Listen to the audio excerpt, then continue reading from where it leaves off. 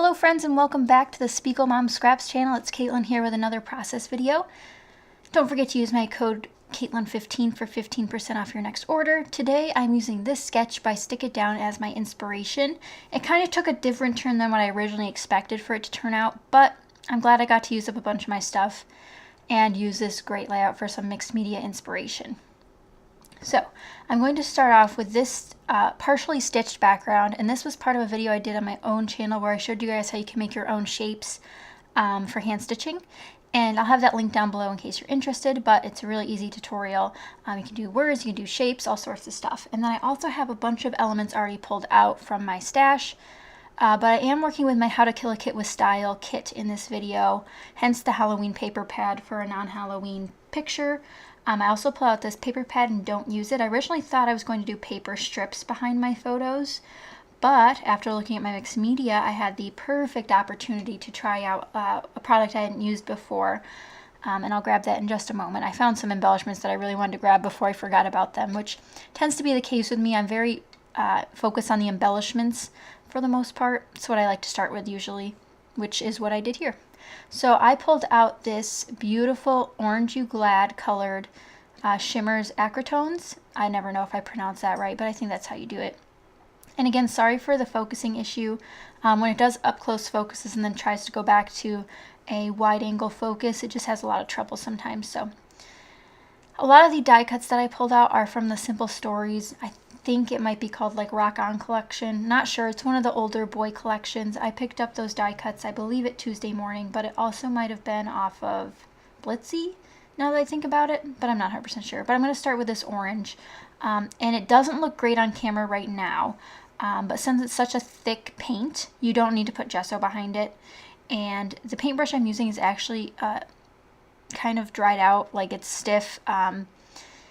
It's kind of gotten like that hardened glue texture to it, which was my mistake. But when I do my second section of paint, I realize if I just lay it down thicker, it becomes more opaque, which is really the color I was going for.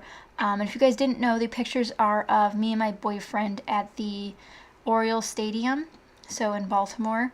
When we still lived in Maryland, we wanted to go to an MLB game, so we decided to. And this is the one we went to. It was fun for the most part, and we got matching shirts and everything, so that was fun. So it does look a little splotchy right now, but when it dries it evens out quite a bit, and I'm covering up most of it with my photos anyway, but I decided to use that inspiration of the mixed media like organic stripe pieces from the sketch and use them like this. Here I'm pulling off some of those Jelly Bean Soup stickers, mostly the orange ones, and if you guys don't know me, I'm very easily get put on the track of monochromatic layouts. And this is essentially one of them. I didn't even notice till I'm just doing this voiceover, but I basically only used oranges and neutrals, which isn't a bad thing. It's just I do so many monochromatic layouts nowadays that I don't know why it surprises me still. But I do have a bunch of elements pulled out that I'm really excited that I got to use, like these stickers and these puffy stickers too. Now I'm looking for something to map my photos on, and I pull out this piece of pattern paper, and it's a really thin pattern paper from Studio G, I believe, when they used to make pattern paper sets at like the dollar section of like Joann's and stuff. So this is a super old paper. I almost forgot I had it until I put together my kit from this month, and then I found it again because it was stacked in my Halloween paper stack because I have way too much Halloween paper. So using this nice polka dot for something that's not Halloween is great. I think these have a lot of potential for non-Halloween layouts, of course. But it really depends on your mood and feel. I do a lot of orange because that was my school colors, and then it seems to come up a lot in my life. Baltimore Orioles are orange. It just happens, you know? And now I'm just going to trim that down as well on some white cardstock. So I did opposite layering on both of my photos. So one starts with orange and then white, and the other one's going to be white then orange, just to give a little bit of variation. So this one, the stadium, does white then orange, which I really should have switched those because the sky in the stadium photo is very light, so the white doesn't really pop as much as the border, whereas the darker elements of the photo of me and my boyfriend in front of the stands would have been much more poppy with the white background. But that's just a little lesson learned. This piece was a scrap piece from the cutoffs of the original, but I decided it worked as just like a half element. Because I knew I was going to layer these photos kind of on top of each other, I might as well just not cut another sheet of paper and just leave that side 12 by 12. And now that this is mostly dry, I'm going to put one up here and one down here like so. And it still looks very splotchy on camera, but it does look a lot better in person. And it didn't really warp my paper too badly. Sometimes when I put acrylic paint or some other type of wetter mixed medium, is that the right term? Okay, we'll go with that. It tends to warp my paper quite a bit, or even make it pill, which is when the fibers start coming off the actual sheet of paper and like ball up, which is really annoying. I do have some other elements pulled out here. This baseball is from that same set of die cuts, as well as all the cork elements. They're not real cork, they just look like cork.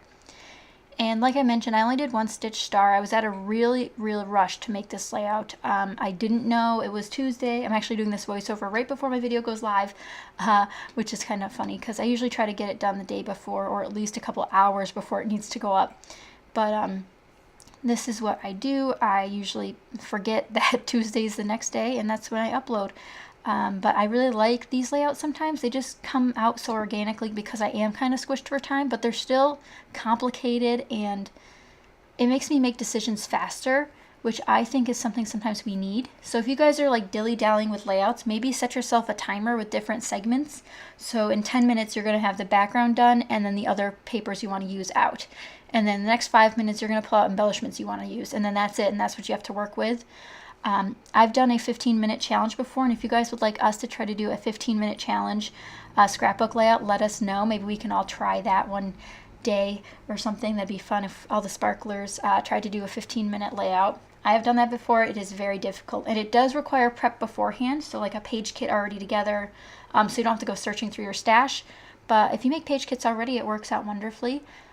So if you guys would like inspiration like that, let us know in the comments down below, because I think it'd be really funny to try to watch that. Now I'm just going to dabble little pieces around. That thing that says really big moment is from Ellie Studio. That's just one of the, it's not a cut apart because they already come cut apart, but it's like a pocket page card. I'm not sure which month that was from. It was from one of their clearance sales, so I'm not 100% sure. And I'm going to decorate with some of my Bella Boulevard puffy stars because these were also in my kit and I want to use them. Since I only stitched one place on this layout, I decided to do some loops of the embroidery floss beneath my title because it just adds a little bit more. I don't mean for it to look so hexagon-y, but since I keep my embroidery floss on these cards, it just kind of does. So that's kind of how it ended up, which is fine too. And I'll have close-up shots, video, and photos at the end so you guys can check out some more of the details. Right now I'm pulling out some beautiful Spiegel Mom Scrap sequins. I ended up going with Evergreen Bow and Metallic Mess. Metallic Mess is one of the newer releases, and I don't think Evergreen Bow is in stock anymore, but it's one of my favorites. And I can't wait for more of the Christmas ones to come out. She's got a lot of them planned, and I'm really excited to see them all because I think Christmas might be my favorite holiday, but I definitely like autumnal colors more, which is why Evergreen Bow is a mix that appeals to me because it's green and orange. So it's got like that piney color, and then it has a beautiful orange, which sort of reminds me of pine cones, just a little bit. But you guys can tell that this kind of really deviated away from the sketch. I kept the star inspiration in my details, and I kept my those paint stroke looks behind my photos. Those sort of add a little bit of that element. And I do have a larger title, like it does say on the sketch as well. But other than that, I didn't really follow the sketch. But I did use it as inspiration for the mixed media elements, so it really did drive this layout. Despite my photos not really fitting with what the sketch had, I just made it work for me. So I hope you guys will join us with these sketches this month of September in the 15 Minutes to Scrap with Spiegel Mom Scraps Facebook group. And if you haven't joined yet, I'll have it linked down below in the description box because you guys have to join. We have giveaways and so much more. Why aren't you over there yet? Come join us. We're having fun and sharing our layouts, and it's so much fun. But I think that's almost it for this layout. I, of course, have to add more sequins. Why wouldn't I just add more sequins? I really mixed in the whites, the clears, and the oranges together. Again, it became a monochromatic layout when I didn't really mean it to be. I do mess around with this little bit here, which is another one from Ellie Studio that I pulled out, and it says, never forget these little moments. But the more I thought about it, the more this wasn't a little moment, especially since I called it really big moment on the left-hand side. So I thought those were kind of oxymorons of each other, if that's the right term, I'm not sure. But they're the opposites of each other and didn't really fit. But that's pretty much it. Here's some close-up shots of everything that I used from Spiegel Mom Scrap Store, linked down below. Oh, I forgot, I add a flare at the end here. It's just a little ampersand, and that's from the Crafty Pocket, which was one of my favorite Etsy shops. And we did a collab with the owner a while back, which was really fun, and I still have some beautiful flair from her. But that's pretty much it for this layout finally. Thank you guys so much for watching. If you have any questions, leave them down below. And I really enjoyed making this layout, and I hope you guys enjoyed watching it.